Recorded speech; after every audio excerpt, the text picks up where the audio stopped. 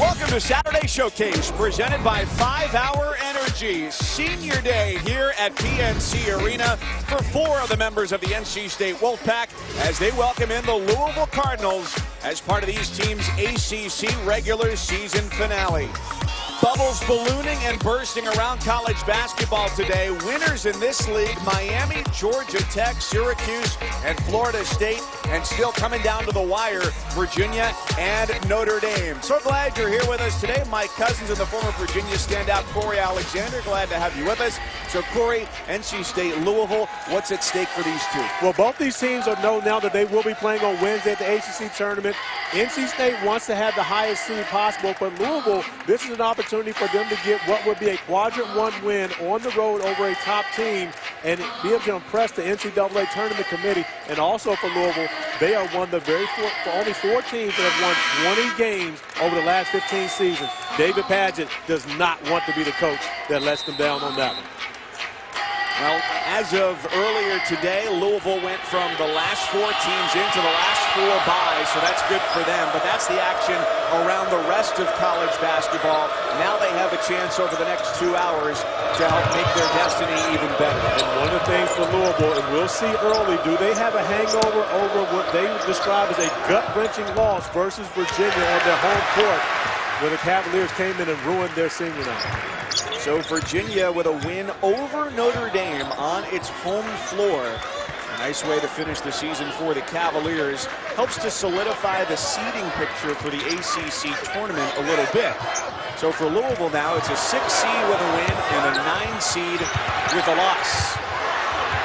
And for NC State, if they win, they're 5 or 6, pending the action later today between Duke and North Carolina. And it's pretty easy. If they lose, they're a number 8 seed. And on the first possession defensively for Louisville, you see somewhat of a microcosm of their season, coming up with a block shot where they're one of the top teams in the country blocking shots, but yet unable to secure the defensive rebound, giving North Carolina State second chance points. A gut-wrenching loss for Louisville in the Thursday night defeat at Georgia Tech for NC State. They try and get back on the right side of things, ending a 4-game winning streak in a game that Kevin Keats, their head coach, said looked like they just didn't play like as much of a team as they're capable of. Markel Johnson was looking for a nifty assist and said he gets a nice basket for 2. Well, and what you're seeing with the starting lineup for Senior Day for NC State, Kevin Keats had to go away from his 4-guard lineup to get Abdul-Malik Abdul in the game, as well as Leonard Freeman. So they're playing 2 bigs up front, which they've gotten away from over the last 5 games where they've been playing so well. Adele with a step through, pure power to go right through Freeman for the first 2 for Louisville. Adele, the leading scorer for the Cardinals at 15 points a game.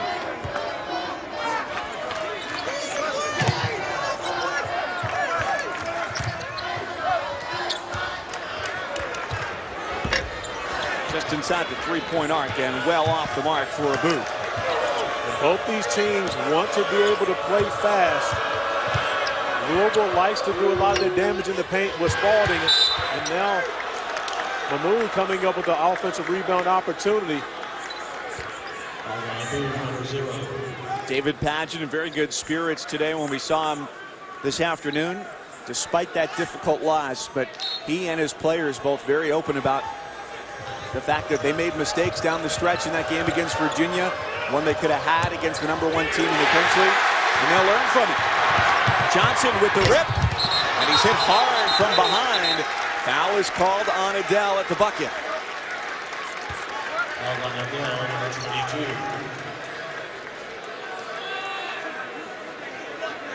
Kevin Keats, the former Louisville assistant, first time going up against his old team as the head coach at NC State, and the second time he's facing them overall as a head coach. Go back a couple of years in his first season as the head coach at Wilmington. Lost at the Yum Center. And that's one of the areas where, you know, with, of course, 15 teams in the ACC now, you think about it, and here we are March 3rd, and you have 2 teams facing each other for the very first time during the season. And that really could be, you know, that's one of those things that you look at as a challenge because, of course, you could turn around and see these 2 teams possibly, now it's not something that we see early in the possible schedule, but you can see these two teams going at each other in the ACC tournament, but not having much familiarity with each other at all.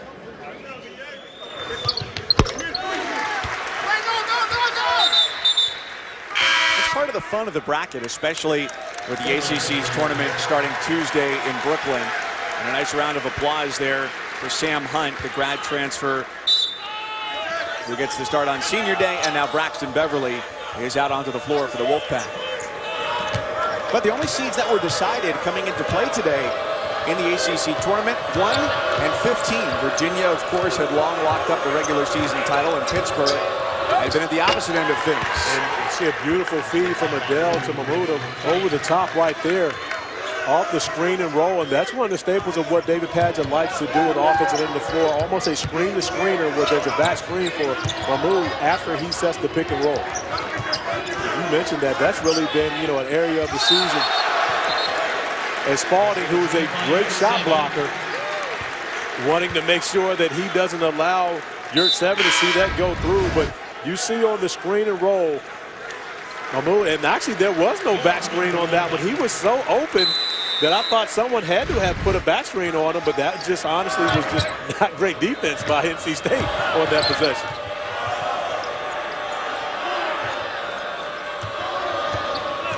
Who do you like in this matchup between Mahmoud and Yurt 7? Well, Yurt 7 has played very good basketball, especially here at PNC Arena. Had a big-time showdown with Ben Lammers on Thursday night where he was really good. So from the standpoint of being a guy that's going to put up numbers and put points on the board offensively, Yurt 7, I go that way. But on the other end of the floor, defensively, Anas Mahmoud is one of the best defenders that you're going to see in the ACC because he can not only guard in the post, but can get out and help on the screen and roll defense. So we got a great matchup between those two bigs here today. Yurt 7, 17 points, 9 rebounds in 35 minutes on Thursday in Atlanta.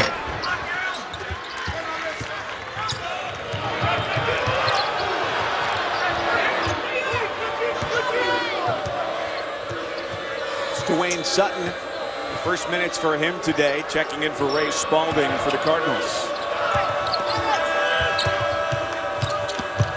Sutton on the drive from the corner, drops it off. It's an easy finish for Mahmoud. But what you've seen now is Louisville has matched NC State, and this is the way NC State has started their last 5 games, where they pretty much have had the 4-guard lineup. But with Louisville, they have so much talent on the floor. They have the capability to match with any team, and they have size to go along with that talent to where their big guys can actually step out on the perimeter and defend.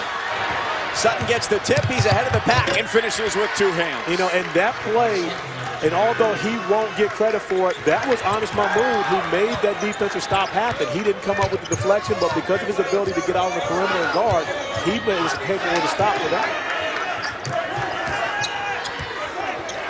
Yurt 7's been posting up inside. They're switching on those screens, and Johnson is turned away.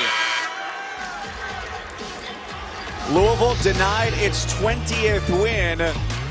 Still looking for it after a gut-wrenching one that got away on Thursday night. ESPN's exclusive presentation of college basketball is presented by 5-Hour Energy Shots. Get back to 100%. And in part by Charles Schwab. Own your tomorrow. Thursday night, the most action-packed 9/10 of a second in sports. A foul on a three-pointer sends Ty Jerome to the line. He hits 2 of 3. Lane violation on Virginia gives it back to Louisville. A travel on the baseline. Adele couldn't move. So it's in for a 3 to win it. And that's exactly what DeAndre Hunter did for Virginia. Louisville had a chance for a huge resume-boosting victory, and it faded away right in front of them on their home floor. The best thing about that for Louisville is less than 48 hours from that game, they are back on the court. Talking with David Padgett today in shoot-around, he made it very clear that he would much prefer to have had that happen when they have a game coming up in comparison to having to sit on that feeling for a full week. A look at their resume, their last 4 byes right now per Joe Lunardi's projections as a number 11 seed, which is up from earlier today where they were one of the last 4 teams in. Miguel from 15 feet gets the bucket. The Cardinals lead by 3. But also another block shot on the defensive end of the floor for the ACC's leading shot blocker, Anis Mahmoud, and he's been all over the place early in this game defensively for the Cards. Corey, that Virginia game was not unfamiliar, certainly in the way that it happened, because it was painful and it was unusual. But there have been other late losses this year for Louisville, whether it was at Clemson, a couple of chances to win in the final minute, they lost in overtime, or against Miami, Lonnie Walker scoring over Mahmoud with a few seconds to go. Well, Louisville's been through a lot this year. I think that's, pretty much an understatement to appear to say that, but yet David Padgett feels as though this team deserves to be able to play in the NCAA tournament, and they still have a strong resume to be able to match up with pretty much anyone around the country. Snyder from 3, and that is almost automatic when he's there, leading a three-point shooter in ACC play at 46%. And that has been a strong bonus for Louisville. They struggled shooting the basketball earlier in the year, but they picked it up recently in ACC play, which has allowed them to have success. But when you've got a 7-footer that can stretch the floor and knock down threes like that, that is extremely difficult to guard, referring to year 7. Yeah, he's now north of 51% on the year. His 20th made 3 of the season. So you know how I feel about that, right? You love math? Well, no, not that. I'm a fan of math, but especially when the math equals 50% shooting. But the 20s made threes, he should have many more made threes if he's shooting 50%. Definitely got to get more looks. And NC State, now with an opportunity to get out in transition, that's the way Kevin Keats wants his team to be able to play.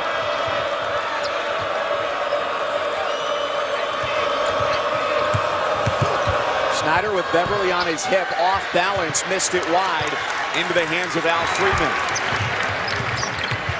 The graduate transfer from Baylor, honored tonight on senior night, 1 of 4 for the Wolfpack. That play right there, even though Mahmoud did not have to jump, he still affected that play because NC State has seen him block so many shots at the rim. Al Freeman going to something different. Well, after we wrap up here, we're not going to have to send you too far because 8:15 Eastern, it's part 2 of college basketball's best rivalry in a sonic blockbuster. North Carolina and Duke comes your way at 8:15 Eastern right here on ESPN.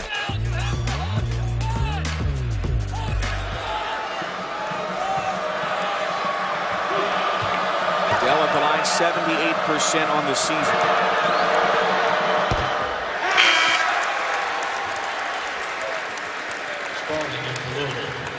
So you got to love the numbers between these two teams. 50-50 in the last 100 and separated by just 7 points total in that time. And when you look at the two teams and these two programs' history, and I love what Coach K said about it earlier, that he and Roy Williams both had some very good coaches ahead of them that established this rivalry. They're just caretakers of these two great programs right now. But, you know, Duke, North Carolina goes way, way back, much further than Coach K and Roy Williams. And it's been a great rivalry since the days, of course, of Dean Smith. And I believe it's Vic Lewis. Is that right? You don't know that. You're too young to even know. Thank you for immediately disqualifying me. Yeah, exactly. I asked the wrong person about that. Seeding's pretty simple ACC tournament-wise in that one, though. Johnson's off on the 3, and it's a push underneath the basket. Duke with a win. They're the number 2 seed in the ACC tournament. A loss, they're number 3. For Carolina, they win and they're number 2. And with a loss, they're either 5 or 6. I believe it's going to be extremely difficult for North Carolina to go into Cameron Indoor and win on Grayson Allen senior night. That's going to be a tough task to do. And that's a big game for Carolina. You go anywhere from 2 to actually playing, you know, on Wednesday. So a huge game. Right, that's the difference between playing either at 2:30 on Wednesday or 9:30 on Wednesday, or the double bye. You travel later, you play later on Thursday.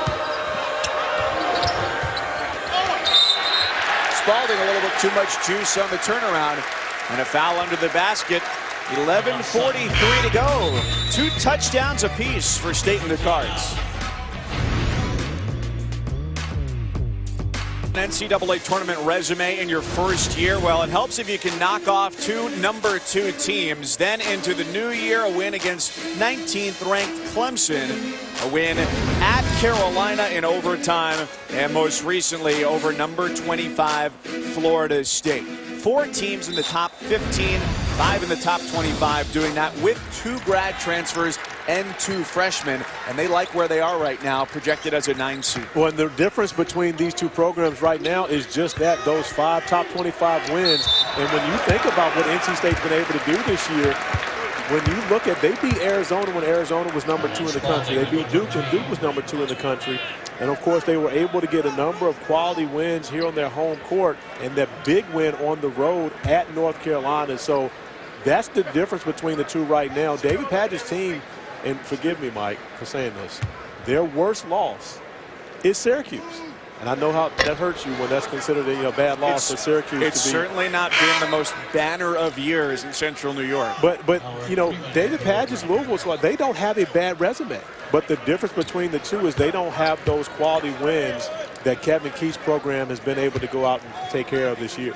It's really an interesting contrast, too, talking to David Padgett and talking to Kevin Keats.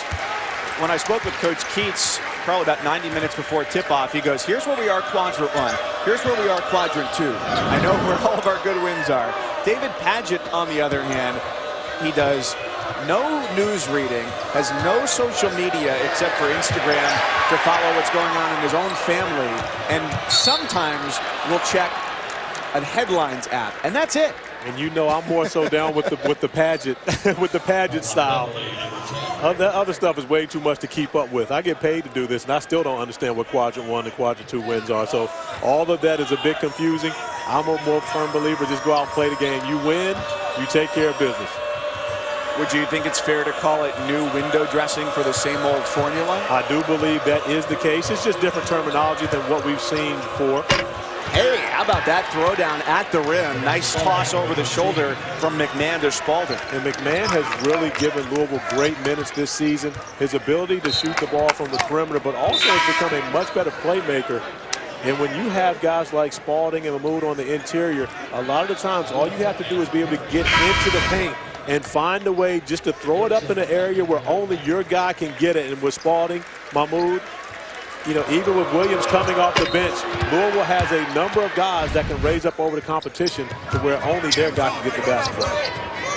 McMahon, number 30 in the black Louisville uniform, missed about 2 months early in the season with a rib injury that he suffered in practice running into a screen from Anas Mahmoud.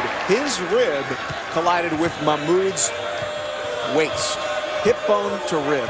That's what happens when you run into a 7-footer. Yeah, you got to protect yourself when you go and mess around with those 7-footers. Those are guys that normally their elbows are at your eye level. So, again, being that size often can be detrimental to players much smaller. 7 points now for Adele, who's hit from just inside that elbow already twice in the first half. Deep 3, good for Beverly. And that's the one area where NC State has been special, especially here in their home arena, shooting the basketball from beyond the 3-point arc. And Braxton Beverly definitely one of the main culprits for that. A little bit of extra hang time, acrobatics from Adele. That's a tough shot right there. He's going away from the basket across his body and still with the touch to be able to get it up on the glass.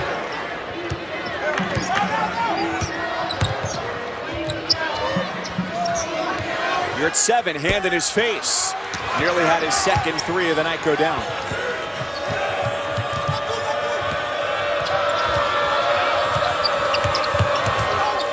Adele called for the clear out, went away from it, and he's fouled on the drive.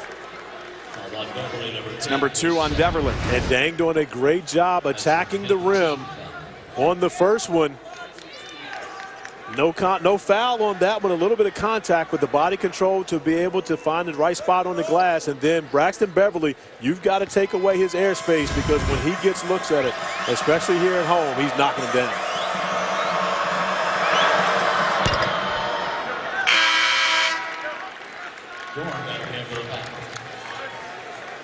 You look at the lineup on the floor for Louisville right now. They've gone away from the 2 big lineup.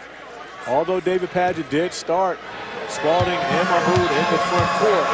He has played primarily this whole first half with just one big on the floor and allowing his guards, playing 4 guards in order to be able to match up with NC State. And that's the best way to be able to keep NC State off the three-point line, which is where they're normally successful. And you're seeing Dwayne Sutton on the floor here with significant minutes in the first half. Hunt for the baseline basket. Sutton, you remember, back on the 24th of February, got the start against Virginia Tech, his first, specifically because of the smaller lineup employed by the Hokies.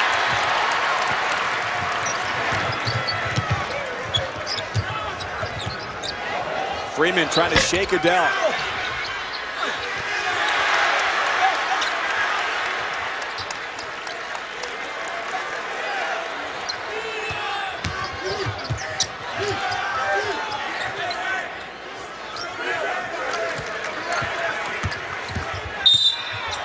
Johnson had good positioning, caught Perry behind him, and draws the foul. Yurtseven has posted up quite a bit, but has not gotten the inside touches that maybe he would deserve with his position. Well, he's also playing against 2 great defenders, whether it's Spalding or Mahmoud guarding him on the interior, but he did come up with the offensive rebound on that possession and get it back out, and that's one of the areas of concern for Louisville. They're actually being out-rebounded by 3 in ACC play, which is not characteristic of this program, but that's another thing that they're going to have to be able to get together if they want to have some success in the postseason. Johnson left it short. Dorn powers his way inside and sends it to the perimeter.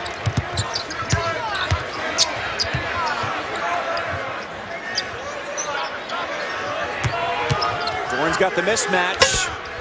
Mahmoud was let him step for step, and it was just a hair off. But look at how often you see Mahmoud having to actually go out on the perimeter and guard a guard for NC State. And not only is he doing it, he's winning that battle most often. That's not easy to do because just being that big, your strides are longer, your steps are slower. It's not easy for guards to guard a lot of these NC State guards. So when you see the 7-footer, 7-foot plus Mahmoud going out there doing it, then you see him affect that shot from Yurtseven just with his length. If you like defense, in which I've never been one of those guys that claim to be a big-time defender, but it's great to be able to watch a guy who understands how to play on the defensive end of the floor the way Honest Mahmoud does. Did you read that article on Virginia on the ringer? No. You didn't? You could have stopped it. Did I read that article? Oh, we're so enlightened here today. Didn't we just talk about David Padgett? And I said I like that style. I'm not the one that's going to read all that information. I like to watch basketball, talk about basketball. We've got a great one here this afternoon. The king of the idiocracy sitting to my right. Right after we're done here, that's where we'll send you to Carolina and Duke. And that brings us to our Wendy's Wooden Watch tonight. Luke May and Marvin Bagley for Carolina and Duke, respectively. I want your take on this, especially with Luke May. You know, the Duke defense has played so well lately, zone 90% of the time since they lost to Carolina. How do you see that playing out for May? Well, Luke May, of course, is a guy that can play inside out. So when you play a zone against a big like a Luke May, you have to recognize where he is beyond the three-point arc, because he's dangerous there as well. But the length of the Duke zone, when you put Bagley back into the lineup, is tremendous. But what the zone does, it slows down their tempo. And people look at the numbers for Duke offensively. They're not the same team offensively because they're not getting as many possessions. And that could be dangerous for Duke when you've got so many guys that want to score and they don't have as many possessions. Now you've got a lot of guys not getting the shots they're used to. That could cause a problem as well. McMahon's lay-in gives the Cardinals a 3-point lead. That is an interesting factor, that as much as they want to play up-tempo, it does slow them down. But Carolina has shot 48% against zone defense this year, best of any of the 15 teams in this league. Here you go with these numbers again. I'm sure you read those somewhere too, huh? Would you like me to draw you pictures? No, I'm a point guard, buddy. I get paid to lead, not to read. That's good. Yeah, thank you. I can't say I made that up myself. Freeman hit on the arm underneath the bucket. Would you like to read this promo? No, I'll let you take that.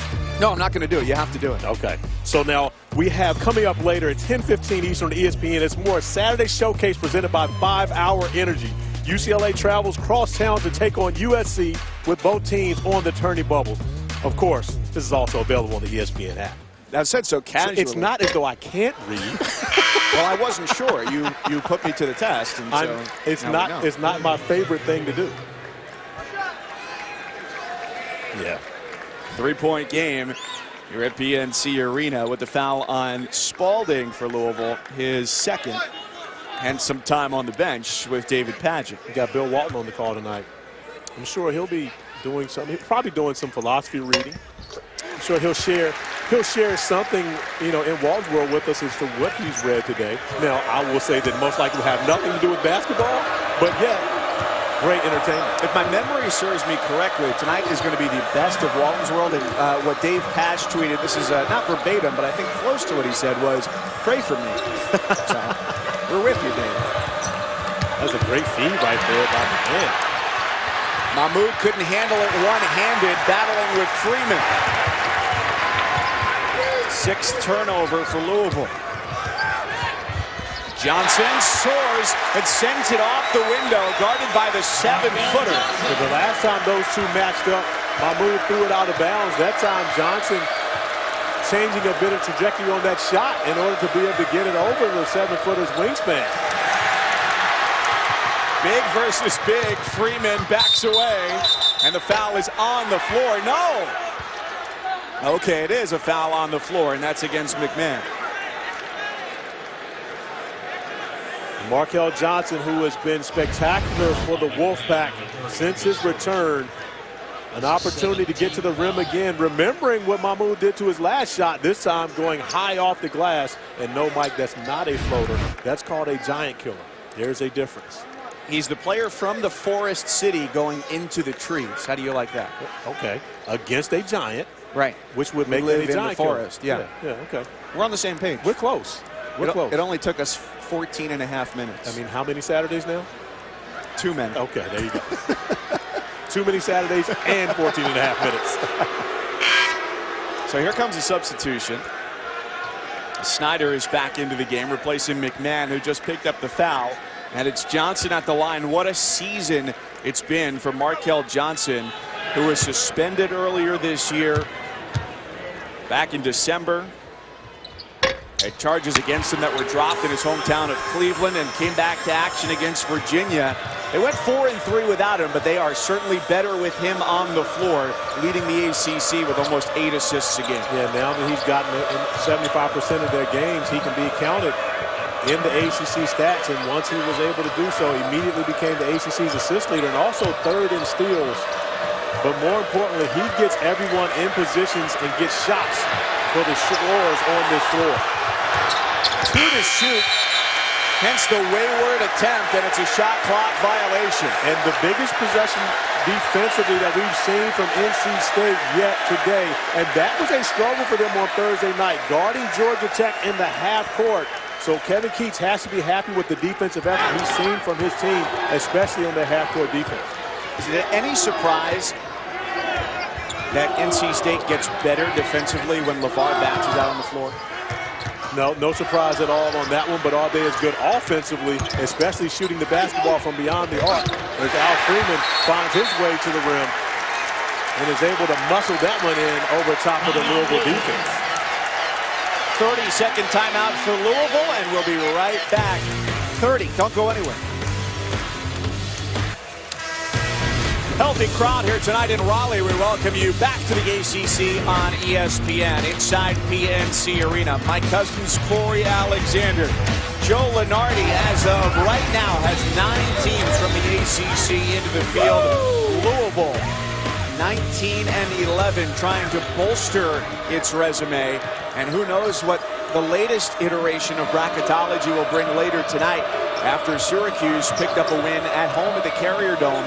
A quadrant 1 win, its first win against an AP top 25 team this year, in front of more than 28,000, the largest crowd to see a college basketball game this season. And did Notre Dame help themselves with a strong performance by Bonzi Colson at Virginia?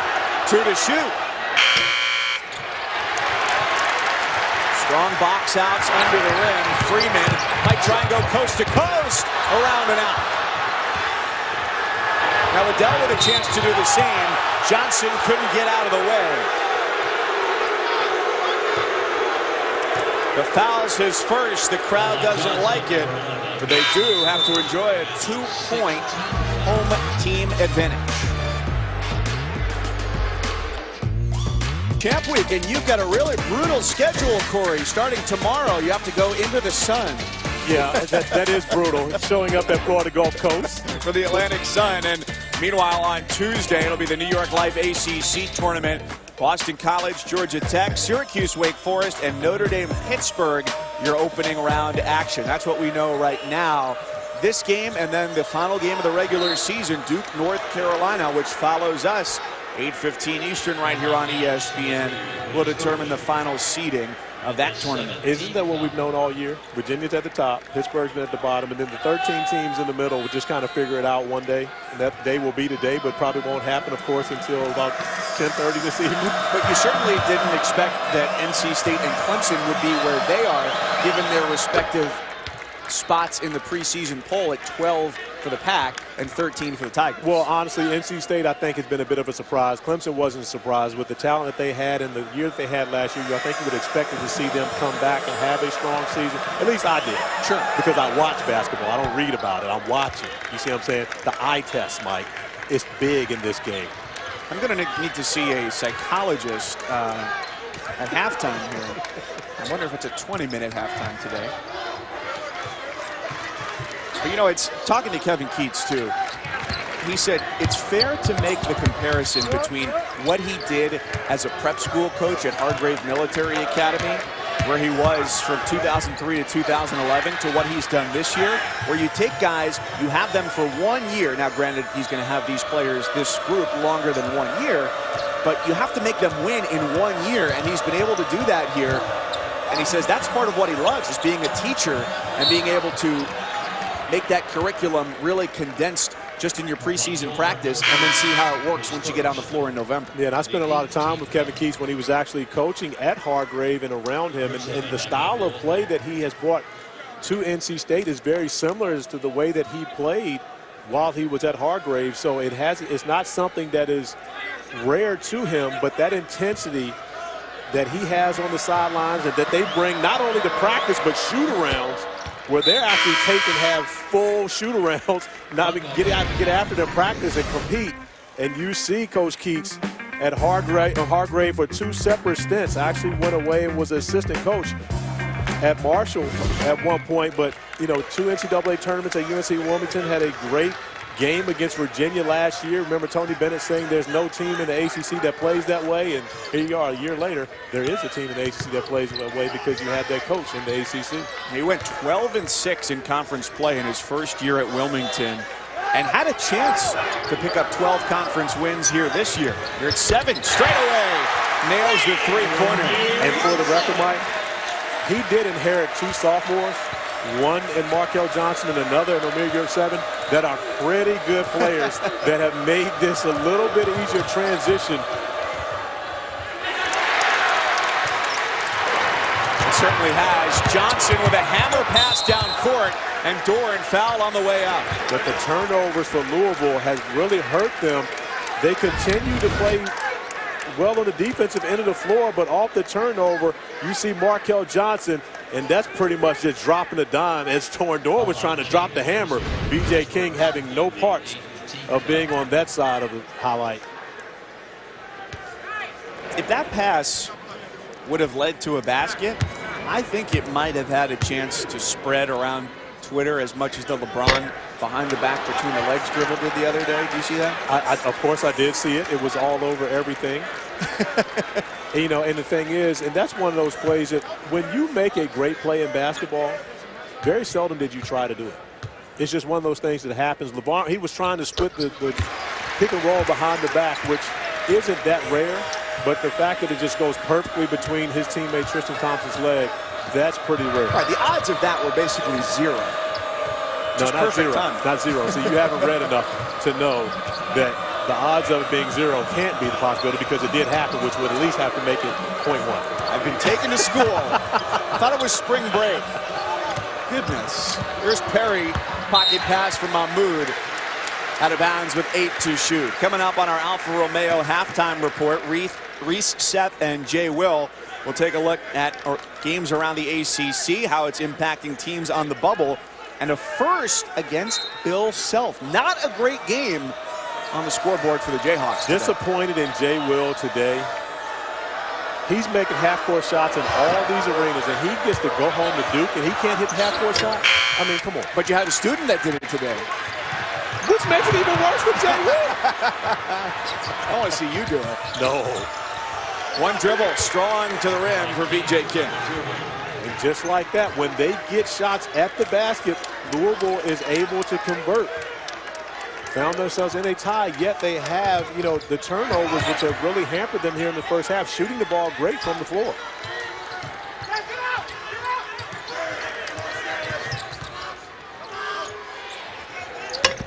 On the step out, shot was almost there for Yurt. He's got 8 points, 6 of those coming on three-pointers. Another turnover for Louisville. Al Freeman does not have numbers, but that normally doesn't stop Al Freeman. Not much does. Smart play by Dell there, making sure he stayed connected to Sam Hunt. Nobody's telling him no on senior night. Oh, no, it's not going to happen. He did get a haircut, though. I saw him before the game. I said, see, you got cleaned up for senior day. He said, yeah, my mom made sure that happened. You could have given him a haircut. Well, I keep my skills kind of to myself, with Al Freeman showing his skills off for everyone. After not forcing it on the break, just the jab step and the pull up for three. And Al Freeman has played great basketball over the last 5 games, led NC State in scoring, and he actually was inserted back into the starting lineup versus North Carolina here in the game at home after going off for a career-high 29 in Chapel Hill, the first matchup between the two. And since then, Kevin Keats has stayed with the 4-guard lineup, and Al Freeman has led NC State in scoring each of those games.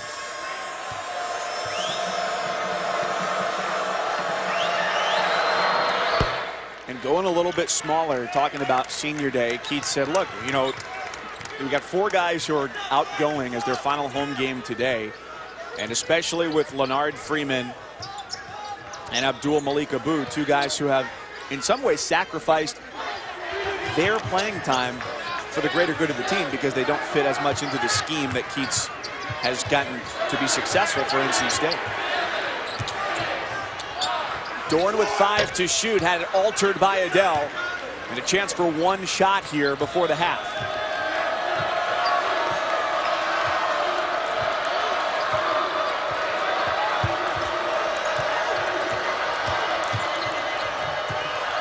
Three, and they gotta go.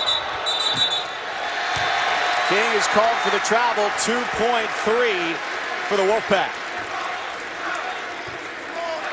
11th first half turnover by Louisville. Normally you would think 2.3 is not a lot of time, but from what we've seen in college basketball over the past couple of weeks, 2.3 is an eternity to be able to get a great shot. Not just a good shot, but a great opportunity.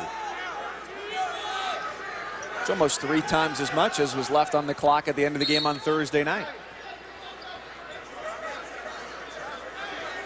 So as the whistle blows, A.J. Desai, the official, comes over and says, hey, you didn't call a timeout. You can't huddle. And so Kevin Keats says, guess what? I just did call a 30-second timeout, so now we're going to huddle and drop a play. Got a lot of good options here for State. Who would you go to? I'm going Yurt 7, no question about it. Because of his height and ability to be able to get a shot off over top of larger defenders, I would draw up something right now for Yurt 7 to see if we can get a little more momentum going into the locker room if I'm Kevin Keats. I like the decision. After we're done here, 8:15 Eastern, Duke and North Carolina. It's the last game of the regular season. Big implications for seeding in the ACC tournament and senior day for Grayson Allen at Cameron Indoor. He came in with Tyus Jones, Jahlil Okafor, Justice Winslow. Those guys have made a lot of money in the NBA, but Grayson Allen has had quite the legacy for the Blue Devils. And Grayson Allen, of course, with an opportunity to win a national championship as a freshman and then a chance to win one as a senior, to really go down in the history of great players at Duke. Well, they went to Sam Hunt, their leading three-point shooter. It didn't pay off, but they've really spread it around. 4 players with at least 5 and 8 different guys on the board, and a 1-point lead for NC State at the half. It's time for our halftime report. Send you to Cameron Indoor, Reese, Seth, and Jay Will. Welcome back to the Saturday Showcase, presented by 5 Hour Energy. We've got ourselves a 1-point game here in North Carolina. NC State leads Louisville 33-32 at the break. Welcome back. We're glad you're with us. My cousin, Corey Alexander. Not a great first half for the Cards. They turned it over 11 times. On the other side, Amir Yurtseven, a very nice first half. 8 points, including a couple three-pointers. And Yurtseven has really proven that he is a quality big and, more importantly, a big-time shooter in the ACC, and he doesn't always get his job done on the offensive end of the floor. Defensively, he's been great, but he's been able to stretch the floor and spread out the Louisville defense. 2 3-pointers made here in the first half, and when you have a weapon like a Yurtseven, a 7-footer that can knock down threes, it makes NC State extremely difficult to guard. That was our look at who's moving up, brought to you by Degree Deodorant. Yurtseven moving up in a lot of categories, averaging 14 a game after averaging just 5 last year. Here's what's at stake for the ACC tournament right now. Louisville wins, it's 6. They lose, they're 9. NC State, their seeding depends on the winner of Duke Carolina after us. If they win, and if they lose, they drop to the number 8 seed for the ACC tournament starting Tuesday in Brooklyn at the Barclays Center. And Mike, of course, one of the things that you know about me is when I get to an arena, I always like to walk around and talk to the locals here and, of course, find out where the food is, as Adele's able to knock down the 3. But over my, pregame meal with many of the NC State fans and media members, we talked about many of the NC State fans. Well, I'm a man of the people, Mike. So Yurtseven knocked down another 3. He's got 11. Yeah, but, one of the things we talked about was, in my opinion, this is solely my opinion, the 8-9 game in the ACC tournament, if you're going to play on Wednesday, that's the best game to play in. Yes, noon. Because you know, not only just the fact that it's noon, but you know who your opponent is going to be. Well ahead of time, you have the opportunity to scout. And secondly, you win that game, you get an opportunity to take on the #1 team, which happens to be the #1 team in the country, and a chance to beat them and get a strong resume builder. So, honestly, I know Louisville would love to move up to 6, but if they play in the 8-9 game, I don't think that's a bad thing for the Cardinals, especially if they have an opportunity to win that game and get back to Virginia, which I'm sure they would love to have another opportunity to play against Virginia. Dorn down the middle, gets it with the right hand. Here comes Snyder quickly, looking for Adele, who's got a tiptoe to save it. Louisville ended the first half with just 1 made field goal in the last 6 minutes and 45 seconds, and 7 turnovers in that span, 11 in the first half, and they give it away again. And that's just a careless play there by the senior Snyder, who is normally very trusty with the basketball. But that time, throwing the ball in a position where Mahmoud will be popping in comparison to throwing it to the rim, where normally Honest is going to try to catch the alley-oop. Is that a pass? Of course it was. Well, give the assist to Johnson as Dorn is up to 7 points. When you put up Chris Corciani-like numbers like Markel Johnson is, everything is a pass, especially in the eyes of the scorekeepers. Had opportunity to talk with Fire of Fire and Ice earlier today, Corciani. He actually has been at both the last 2 NC State games and traveled to watch them in Atlanta. And then here today, and he's really excited about the way his alma mater is playing, especially Markel Johnson, who continues to keep his name in the news because Johnson, every time he does something, especially with the assist, you have to mention Chris Corciani. That Thursday game, they didn't feel like they shared the ball quite as well as they should. We got a wedgie, Mike. Speak for yourself. No, that's a wedgie. That's my man Corciani along the sidelines right there. Got his little guy hanging out with him. 1,038 career assists, second all-time. That's dropping a lot of dimes, Mike. And Markel Johnson still got 2 years to go for the Wolfpack. He got a hand on that one. Out of bounds, but it stays at this end of the floor. Markel Johnson, we talk about his assist numbers, but he's actually 3rd in the ACC in steals as well.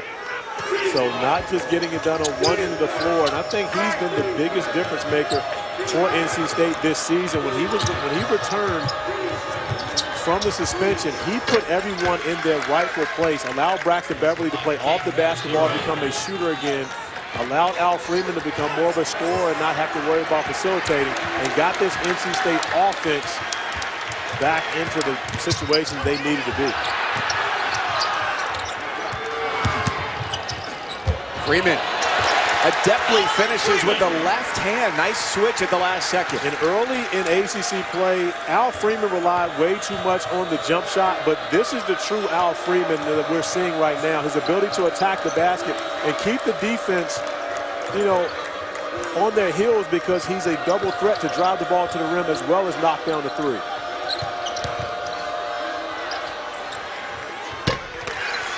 Back-to-back buckets for VJ King, up to 7 points for the sophomore. And Mike, when you look at Louisville, VJ King is the guy, in my opinion, I think that they could get more out of. VJ King is an excellent scorer, averaging a little over 8 points per game in ACC play.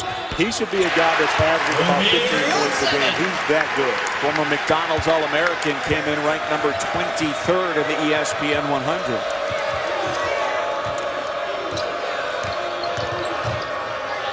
We already know we're in for a great game later tonight with Duke in North Carolina, but I'm starting to get the sense now, 15.5 minutes to play, as these two teams trade baskets, this could come down to the last possession. Well, we got the Blue Bloods getting it on over in Durham, so we call these the Red Bloods?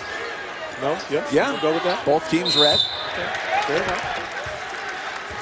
15:21 to play. Louisville was down by 1 at the half, and now it's the Cards by a pair on the road. Whipping around the triangle tonight. Here we are at NC State. It's just 25 miles from Cameron Indoor, also the home of the Carolina Hurricanes, who played last night. Tony Romo was here last night. He's going to be there tonight. It'll be Coach K, Roy Williams, going head-to-head for the 29th time with their teams ranked. So now that's passing the 28 matchups between Jim Boeheim and JT3. When they were at Syracuse, where Boeheim still is, and at Georgetown. Who do you think's got the edge in the series?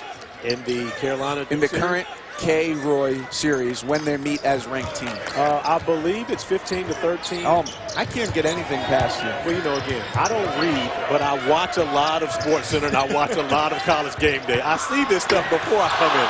Education by osmosis. I like it. All right, how about this one? I need to stop saying I don't read. I do read, because of course I have to get prepared for my games. Kids out there, I do read. It's just not my hobby. Kay and Dean Smith, who had the edge in that series? It was actually tied. You do. You've just been. Again, you have been pulling. Mike. You've been pulling the wool over my eyes. No. It's the not whole pulling time. the wool. When you're here at shoot-arounds, and I always show up late, I'm watching College Game Day. This is the type of stuff that they put on. I rely on my guys, Seth and Jay Will and Jay Billis and Reese. I rely on these guys to be able to give me the information I need to make it throughout my day. Kids, if you work hard, one day you can count watching College Game Day as work, like Corey did. I mean, is it not? I'm waiting for you to tell me it's not work. It's easy. It's not. Freeman for Dorn. Well, you see Dorn right there, wanted to attack the basket, but saw Anis Mahmoud standing right behind him, the ACC's leading shot blocker, and decided to take it out. And it ends up becoming a turnover for NC State, because Torin Dorn, who has had no fear of challenging anyone all season long, did not want to challenge Mahmoud among the basket. So still a 2-point lead for Louisville, looking for its 20th win on the year. The Cards are 19-11, and also get them to a much more pretty resume with a 10th ACC win as well to finish 10-8. And another turnover for Louisville. That's pretty much the only thing they've done wrong in this game. You know, David Padgett has to be happy with the fact, even though you can't tell on his face right now, the fact that they have 13 turnovers in this game thus far, still a 2-point lead playing on the road. That shows you how good his team has been defensively, yes, as well as offensively when they've gotten opportunities at the rim. They've just given away way too many opportunities. Because you're right, there's not a lot of games where you could turn it over 13 times on the road and still be right in it the entire time. You know how when you hear the beginning of a sentence and then you just stop listening to the rest of it? So when you said you're right, I didn't hear anything else you said after that. I just heard you say I was right. So I'm not sure where it went from there. Turnovers, bad. Points, good. There you go.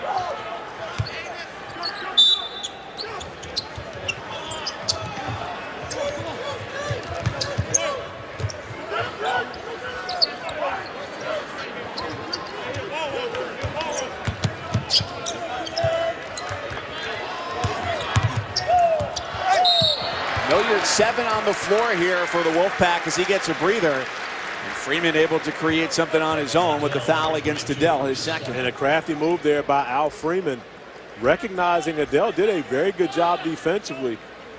But Adele going for the shot block, and Freeman getting him up in the air and finding a way to get to the free throw line. An opportunity to look at Alaric Freeman. Played 3 years at Baylor, redshirted his freshman year. Average career high in points per game, rebounds per game, assists per game this season. Last 4 games, 22 points a game. But you know one of his best distinctions? He had opportunity to play for me. Yeah, coach that guy. Alongside Cat Barber, Devin Hall. That's a pretty good ACC backcourt. That's an ACC track record of success right there. And throw in Troy Williams, who started at Indiana, now playing in the NBA. So the 4 of those guys together, not a bad AAU team. Oddly enough, Al wears the number 12, the same number that Cat Barber wore here.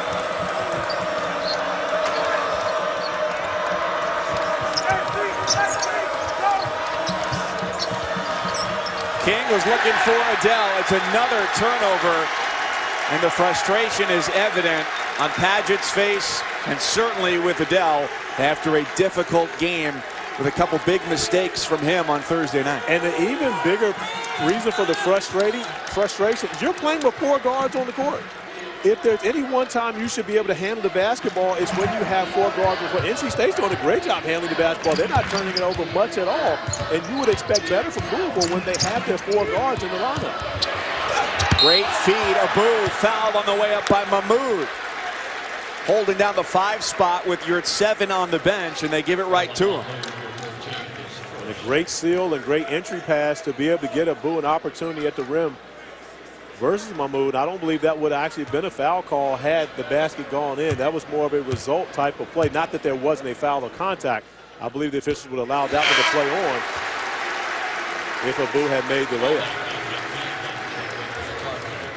It's been an interesting ride for Abu as well, the senior who went to the Sweet 16 as a freshman back in 14-15. A couple of losing seasons, a coaching change, and yet he'll emerge as one of the better players in recent memory for this team. And not just getting to the Sweet 16, knocking off Villanova, who was a #1 seed in that tournament. And then losing to Louisville. See, there you go. I like your research. The pinball's around, out to Freeman, who's got a 3-on-2. Across the lane for Dorn.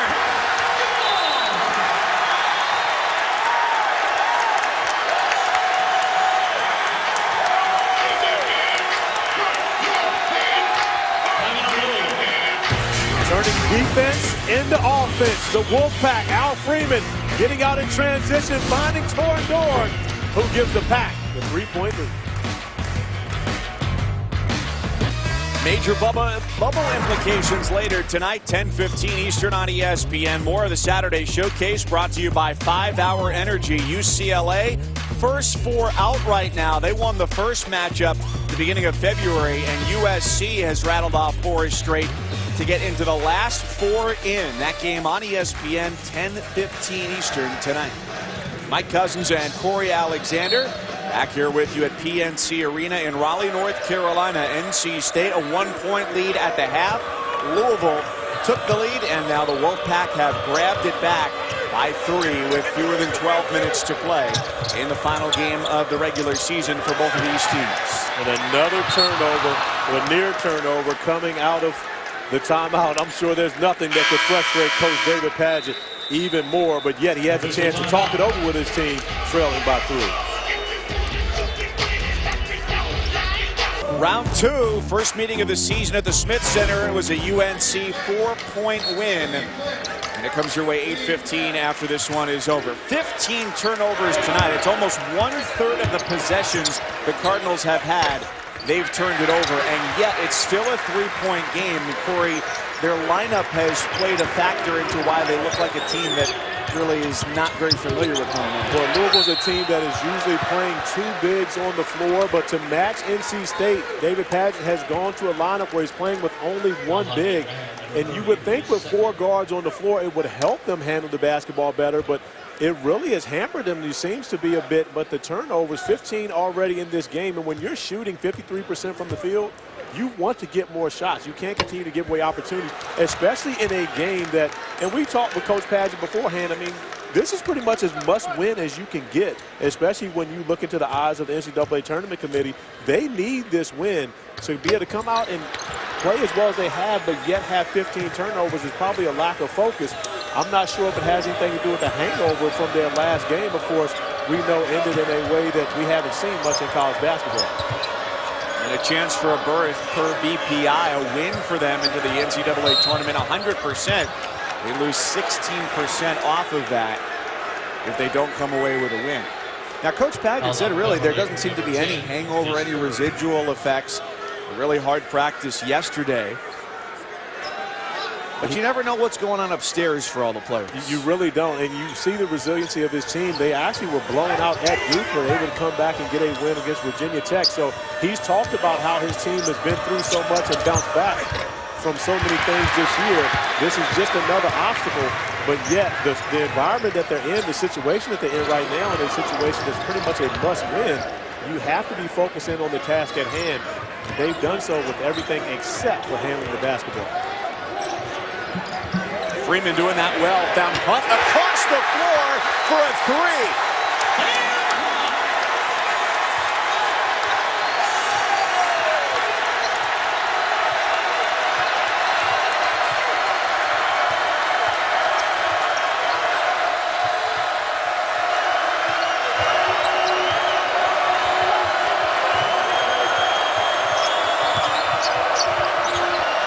McMahon left open. He can't end a 10-0 run.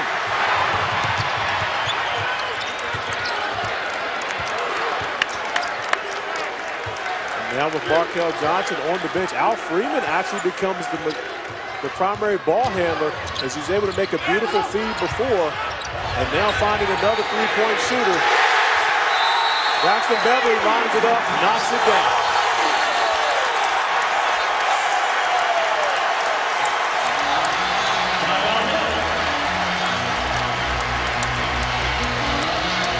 We're normally seeing Markel Johnson being the playmaker for his friends, but it's been Al Freeman over the last couple possessions, finding Sam Hunt in the corner. The one guy in the building you definitely don't want to leave open, who's made 15 of his last 19 threes.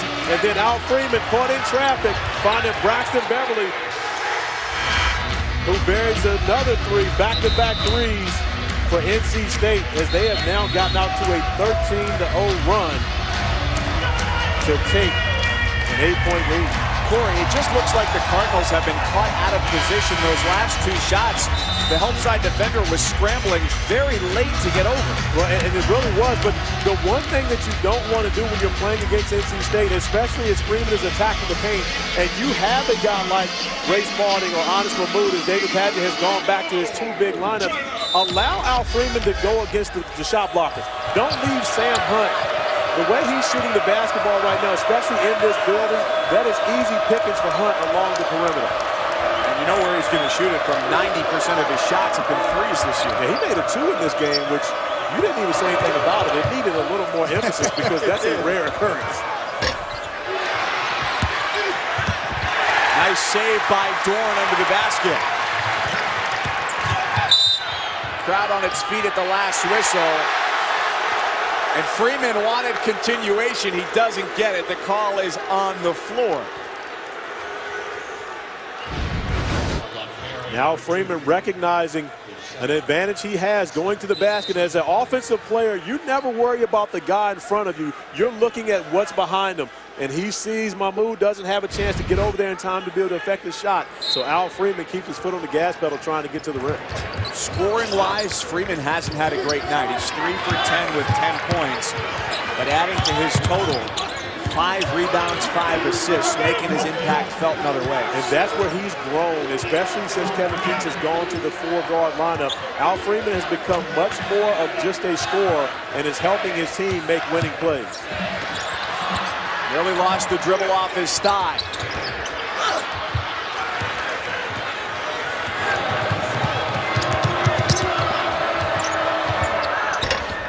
Adele's near signature shot not dropping for him. From the corner, another 3 short. Sam Hunt actually rushed that one. He was shocked he was so open, but of course when you see the 7-footer and Mahmoud coming at you, you got to get that one off quick. And a shot finally goes down, ending a 13-point unanswered streak by NC State, in which the Cards were 0 for 7 from the floor. And we're going to see Louisville now go to the zone defense. We talked with Coach Padgett earlier today if we would see it, and he says matchups have really kept him out of the zone, but he felt this was a game that he may need to utilize it and to slow NC State down offensively, going to the zone on his defensive possession. Well, it was Dorn who's able to quickly find a gap and perhaps make them reconsider.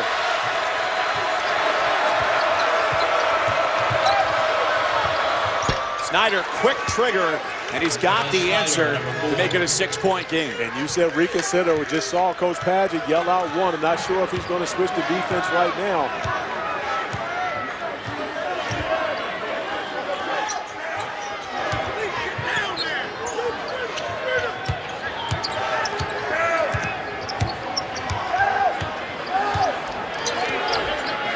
A patient-packed possession.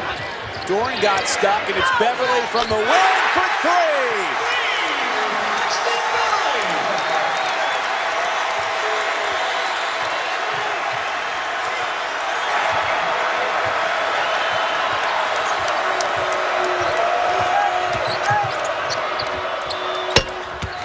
Nobody home, and that quickly seats the crowd here in Raleigh as Spalding stuffs it. Well, with the smaller lineup, it's going to be difficult for NC State to guard Louisville on the interior, but right now the 2s don't hurt nearly as much as the 3s that NC State is getting along the perimeter. A couple of defensive breakdowns allowing Braxton Beverly to get free. He's a perfect 3 for 3 from beyond the arc. Handling the rock, mismatch against Mahmoud. It's off the fingertips and down the nylon.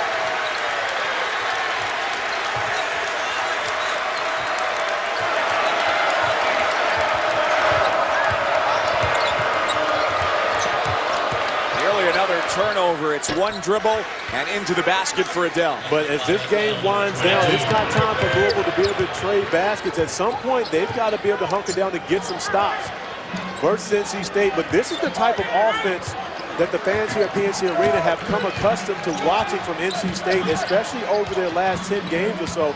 They've been very good in this building on the offensive end of the floor. Freeman had been calling for it all possession. Matched on Adele and stuffed at the rim by Mahmoud. Adele pushes to the wing. Snyder a 3. Offensive board Adele, who's got 20 to lead the Cards.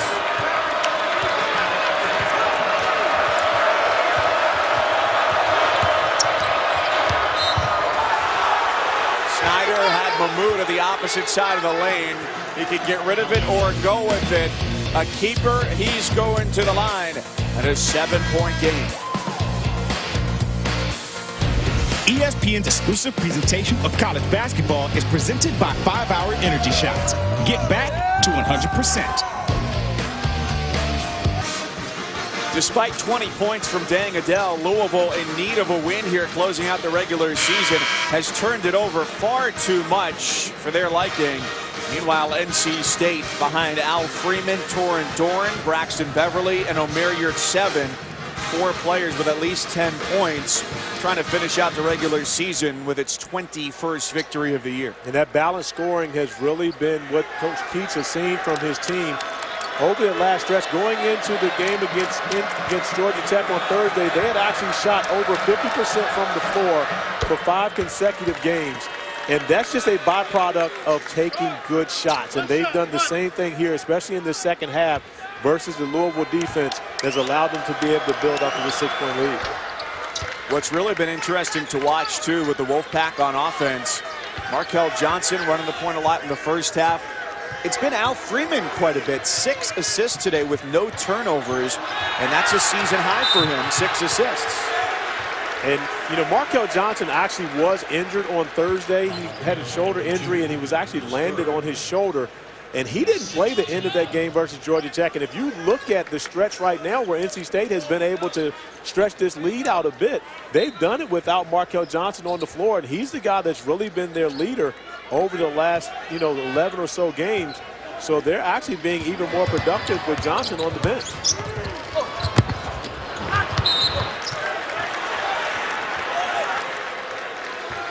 Foul on yard 7, reaching over the back there. And that's his first. Nice day for him, though, offensively with 13 points, 3 of 5 from deep. And right now for NC State, this is where their issue has been during this season. The half-court defense, they have to find a way to continue to get stops. And a great one there by yard 7, not only coming up with the missed shot, but defending and coming up with the defensive rebound to end the possession.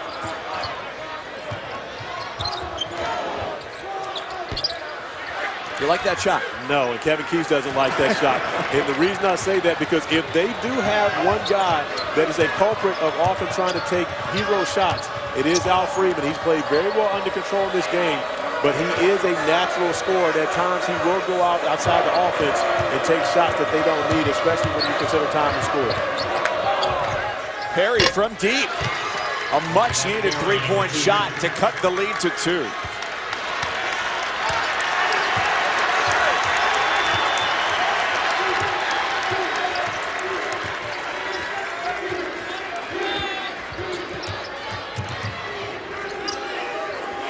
Seven unanswered points from the Cardinals.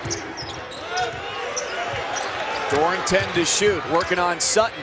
Left side, gets a pair. And Torrin Dorn really has been the guy that's come to the rescue of NC State all season long, especially when they need big baskets attacking the rim.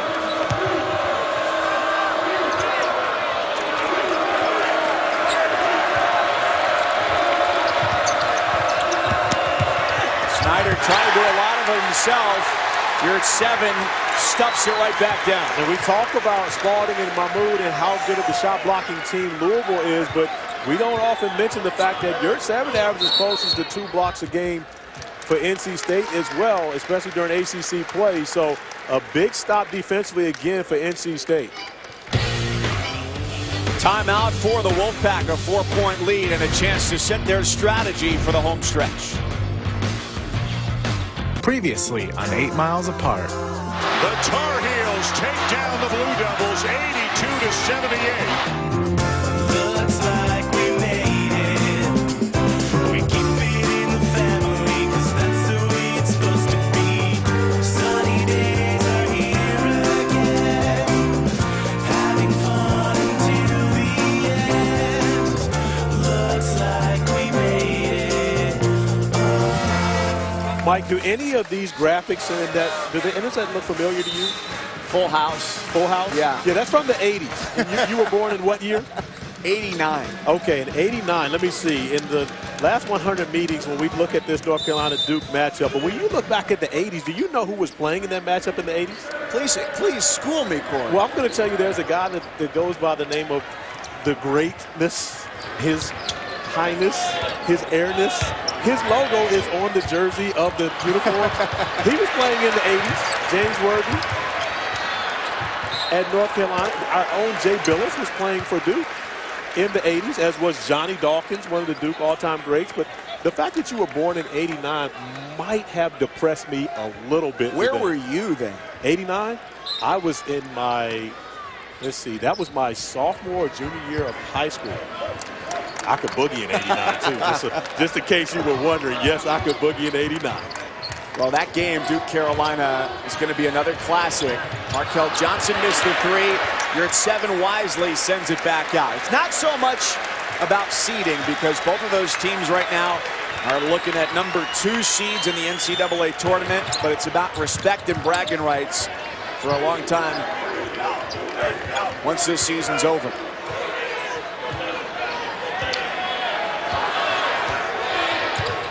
Johnson's got to go, finds Beverly on the wing. Cleared everything with a 3. And it's just a one-possession game right now. 66-62 with Louisville trying to finish off the season with its 20th win overall and its 10th league win. So when you say the one-possession game, are you assuming that someone's going to get fouled on the three-point shot? Did you watch the Louisville-Virginia game? Touche, my friend, touche. Crowd on its feet as NC State looks to bleed down the clock.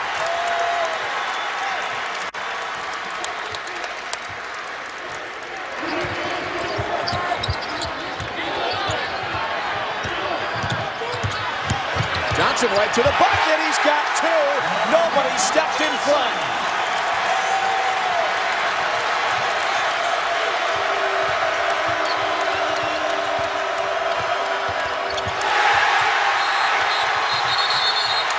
Rejection and a foul. But Corey, what a change it was, just determining who's handling the ball for NC State. Absolutely, and they put the ball back in the hands of Markel Johnson, and he's able to not beat only 1 but 2 defenders to the rim, and an easy bucket, the nice in and out to freeze Ray Spalding and find his way to the rim. But as much as we talk about what NC State has done offensively over their last few possessions, you have to mention what Omer Yurt 7 has meant to them on the defensive end of the floor. A huge block shot on that possession to come up with another stop. And Yurt 7, who's been good offensively today, has been great defensively. 4 block shots for the big man today for NC State. Minute 34 to go. Their lead is 8.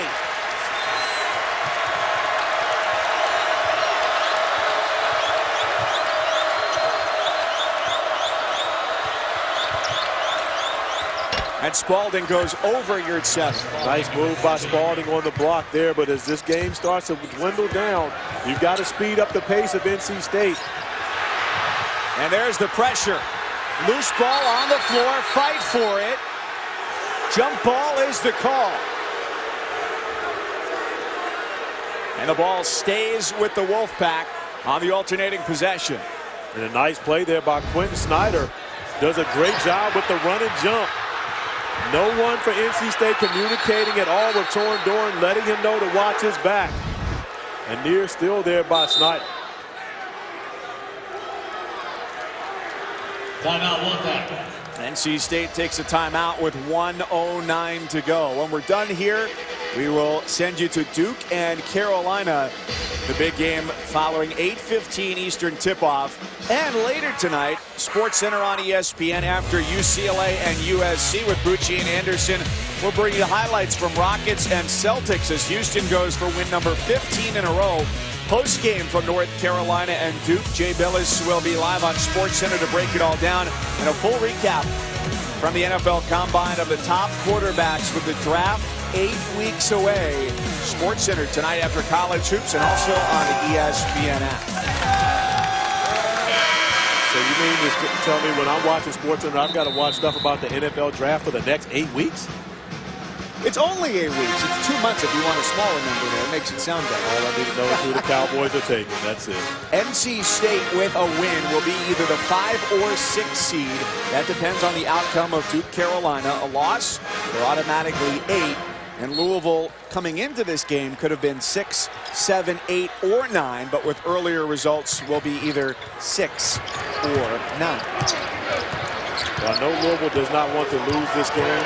1 minute. And it's a very important game for them, which could put them on the wrong side of the last 4 in or the last 4 byes. But yet, I don't think it's a bad thing for them to have to play in that 8-9 game. I think it gives them an opportunity to get 2 quality wins in the ACC tournament or at least play against two quality opponents if they're able to come away with those wins. But Louisville, of course, just like Syracuse, two programs that have yet to get a win in the ACC tournament. So I know that's something that Coach Padgett will be using as motivation as his team heads to Brooklyn. Is there something to be said for trajectory heading into the conference tournament? With a loss today, Louisville would have lost 4 or 5. It is definitely something to be said about it, because when you look at the confidence of your team, that's something that's always going to be important, especially at the end of the season. Perry missed the 3. Spalding gets the easy 2. David Padgett calls timeout. Duke and Carolina coming up next. Let's go check in with Reese at Cameron Indoor. All right, guys, we'll take you right up to tip-off. Cameron is already alive in here. There are all kind of stars coming out to watch the greatest rivalry in college basketball. Duke and North Carolina tipping off in just a little bit. The Brotherhood against the Carolina Way in a bit. And Reese, be sure to tell Jay Will I'm very disappointed in the fact that he could not make a half-court shot in his own gym today. I mean, I know he's got more reps in that gym than anywhere else. Extremely disappointed in him. 2 Chainz even got closer than Jay Will did in the game day today. That's my boy, man. I need him to be better than that. Earlier action today in the ACC, Miami, a 1-point win thanks to a Chris Likes free throw. Georgia Tech taking care of business against Wake Forest. 22 for Josh Okogie. Syracuse got its first AP top 25 win at home against Clemson. Florida State 85-76 winner over BC, and Virginia holds off Bonzie Colson and Notre Dame. So your Tuesday action is set. And as it stands now, it would be Louisville and Florida State in that 8-9 game. But both teams here in this game, NC State and Louisville, know they do not have to play on Tuesday. And this game far from over when you look at the fact there's still 37.6 seconds remaining in this game. A 4-point lead, of course, in this league is not safe at all. Look to see Coach Padgett go after NC State with a trap to see if they can come up with a turnover. But if they're unable to get the basketball within the next 5 to 6 seconds, probably should think about committing a foul. Freeman in the corner, sells it a bit, and does go to the line. But you don't mind that foul. At the end of the day, Freeman handled the trap very well. Spalding unable to get over and cut off the baseline to keep it from going around, and you don't waste much time. Only 2 seconds run off the clock, and you had the fortune of NC State missing a free throw in the previous possession. So that's the way that you have to be able to win games at this time. When you're down, you've got to rely on the opponent to miss a couple free throws and give you extra opportunities. 1-1 for Freeman.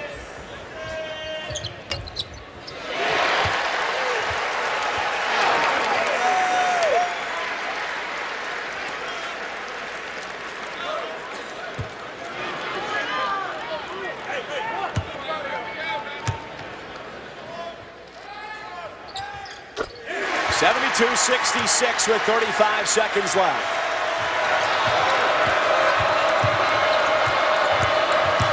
Snyder shovels for Adele, wiped away.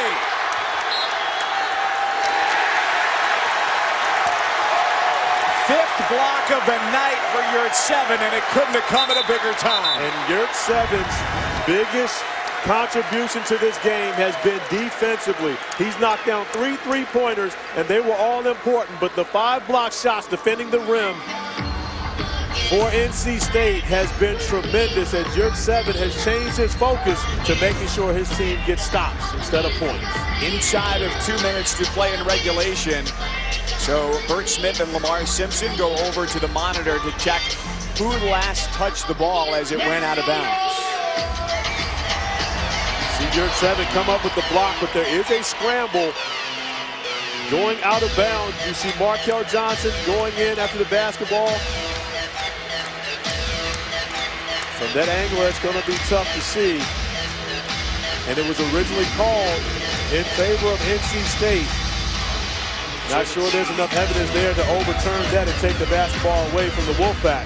They would need indisputable video evidence to overturn the call on the floor. They're going to get looks at multiple angles. But right now it is NC State basketball with the Wolfpack out in front. 72-66. Another angle here is that Spalding coming in, and you see the ball hit Spalding, and it looks like Spalding's right arm, the momentum of his right arm takes that out of bounds. Bert Smith right on top of that call, and I believe that's going to stand. But another huge block by Amir Yurtseven, protecting the rim for the Pack.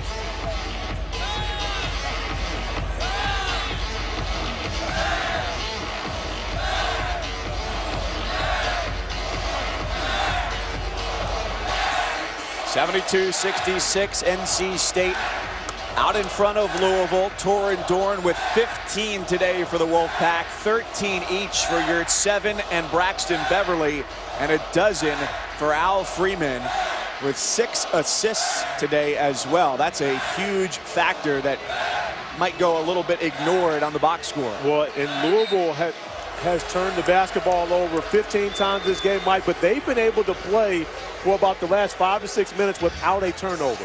And when you can focus in that manner at crunch time, why is it that for the first 34 to 35 minutes of this game they didn't focus on them? Because they would be in a completely different situation if that were the case. Call reverse, ball to the Cards. McMahon. 3 free throws coming.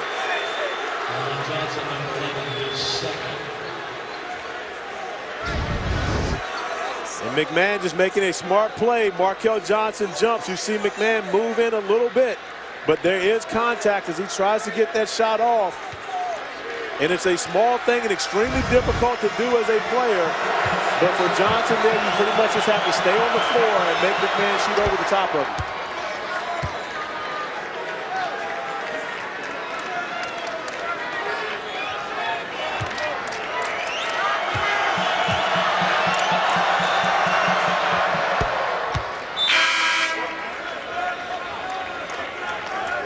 Very important free throw coming here. If McMahon can make this free throw, it is now a one-possession game, a three-pointer away, and you still have enough time if you're David Padgett to go after the trap and see if you can come up with a turnover. Great substitution here at the end of the make to stop the clock. To stop possession and make it a dead ball situation, allowing Louisville to set up their pressure. They got all 3 of those points with no time coming off the clock. Freeman the recipient, again, bumped by King, and he goes to the other end of the floor. And again, you don't get the steal, you don't mind it, you only lost 1 second on that play. And you know, one thing that I learned in playing in the ACC, and of course I will say his name in this building, but against the great Dean Smith, rest in peace, Dean Smith would extend a game the longest time. He would foul until there was triple zeros left on the clock and try to give his team a chance to win. And David Padgett right now going to follow that, especially after what Padgett has seen over this past week. He's going to play this thing now all the way to triple zeros and see if he can find a chance for his team to walk out of here and steal a win. Well, I guess it's a good thing they scheduled tip-off for 8:15 for Duke and North Carolina tonight as we keep Dan, Jay, and Maria waiting.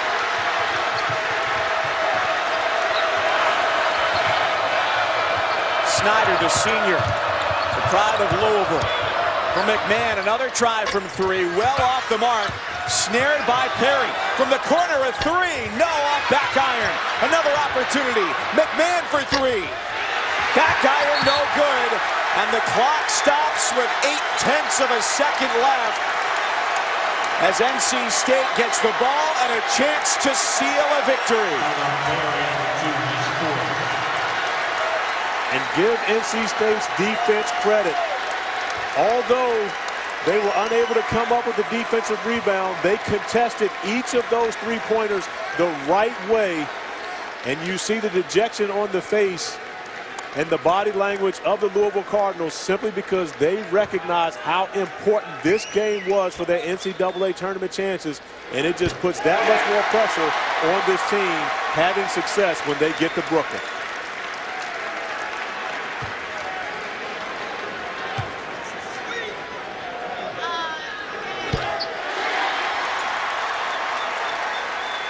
76-69. The Wolfpack confident going into the postseason. Louisville with work to do. Losers of 4 of 5. For our entire crew, my partner, Corey Alexander, Mike Cousins saying so long for Raleigh. A short trip over to Duke and Reese.